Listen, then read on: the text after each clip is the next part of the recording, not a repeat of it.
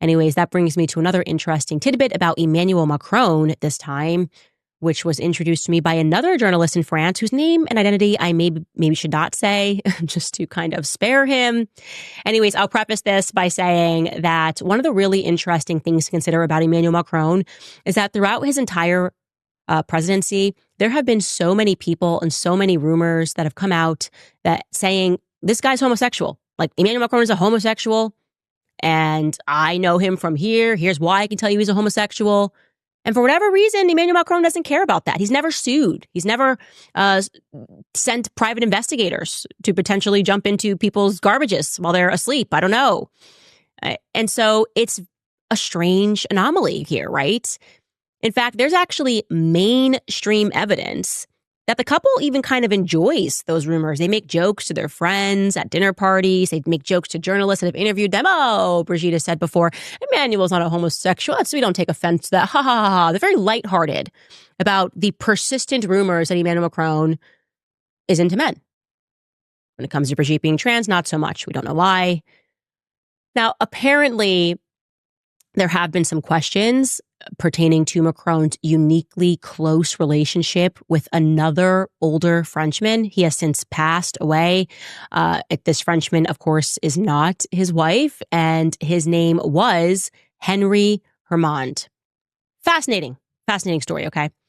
So the journalist writes to me that for 14 years, Henry meticulously and lovingly prepared Macron to reach the top of the French state hierarchy. Now, who is Hermand? He's, like I said, he's not alive, he's passed away.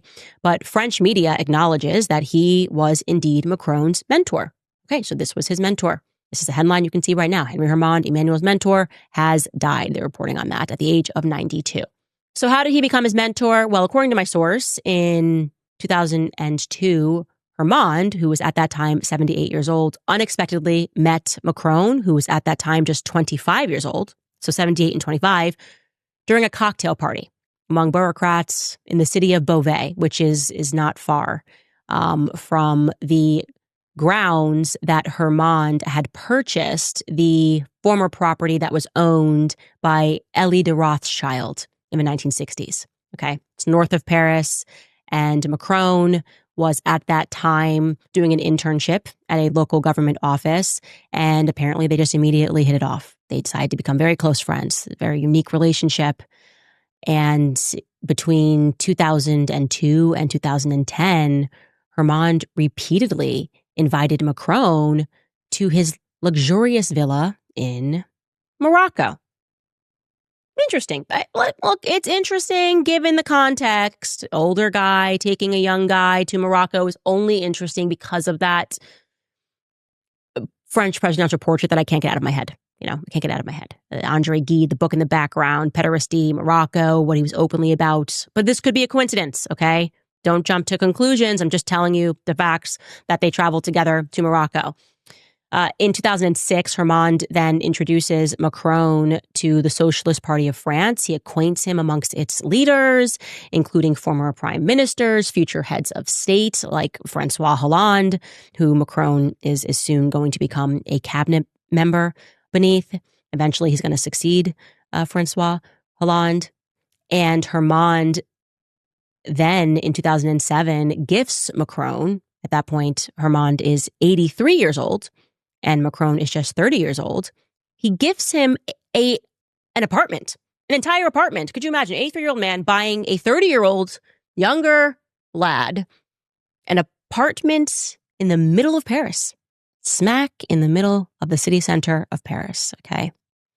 And this gift apparently took the form of an interest-free loan amounting to over €500,000. That's really, with mentors like this, that's incredible. And Macron, it has been alleged, has never repaid that, even though he's now a full-time public official, or he was a full-time public official at that time, which would mean that he maybe accepted it illegally, but we don't even have to speculate about that. The point is, this was gifted to him. That same year, Hermand becomes the best man at Macron's wedding to Brigitte. So that's interesting. Macron's now getting married to Brigitte, and Hermand says, I'm going to be the best man, or maybe Macron asked him to be the best man. And not only that, he paid for the entire wedding. Fascinating. Okay. Absolutely fascinating that he would pay for the entire wedding. Is he like your dad? What's going on here? This is weird. He then vets the guest list for the wedding. Again, this is Hermand doing this. He vets the guest list for the wedding. He personally selected which hotel in ᵃᵃᵒᵈ the celebration would take place. I mean, he was involved. By the way, I'd love to see more photos from their wedding. I think there's only like 2 or 3 available. That'd be another great thing. If we could just see what guests were at the wedding, that could kind of demystify a lot of things for us. Moving on, in 2016, obviously we know that Macron then begins his election campaign for the presidency of France, and Hermand becomes his main donor and his political advisor. In May, during an interview, Nicolas Sarkozy, who was the former president of France, kind of says something weird in the interview. He kind of hints at Macron's personal life or personal lifestyle. He says, quote, "Macron is cynical. A bit man, a bit woman. It's the trend of the moment. He's androgynous." Okay. Guess that's quite chic. It's quite in vogue. Later in September of that year, Henry Hermand gave another now infamous interview. He was speaking to Le Figaro, and he was speaking about his relationship with Macron, their unique relationship. And he said, quote, "I never leave him. Unlike most brilliant men of his age, he didn't have numerous girlfriends. He was not pursued romantically, or at least he refused." Huh? That's kind of confusing that he would say that, right? 2 months after that publication, which was considered quite scandalous at the time, Hermand died. That was November of 2016. And very quickly thereafter, we know Macron and Brigitte attended his funeral. A year later, Macron is elected the president of France, May of 2017. He's now the president of France. And in that same month of his election, there was a writer, a famous Moroccan writer, actually. His name is Tahar Ben Jelloun. And he comes out and he says, look, I personally knew Hermand. I knew Henry Hermand. He describes him as a jealous and oppressive homosexual, and also as a sugar daddy to Macron. He says this. This is Macron's sugar daddy. The president of France has a sugar daddy, had a sugar daddy, and that man's name was Henry Hermand. I didn't say that. This guy said that. He said, quote, "I often saw Macron at Hermand's place in Morocco.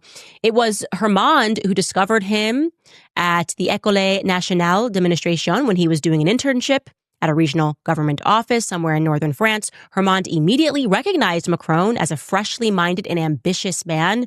From then on, he never let him go. One day, I asked Macron if he had any children, and Hermand got angry at me and said, 'Are you making fun of him?' Macron didn't comment, but I understood that this was not a subject to be joked about." End quote. Again, that quote's not coming from me. That's the famed Moroccan writer, not from Candace Owens. It's a pretty hefty allegation, okay? Sugar daddy for the president. But for whatever reason, the Macrons are not suing him, okay? Being accused of being a homosexual, having a sugar daddy, totally fine or whatever. That's totally cool with them. And that's all I'm going to say about that topic for now. All right, guys, I want to tell you about Riverbend Ranch. I've been talking a lot about Riverbend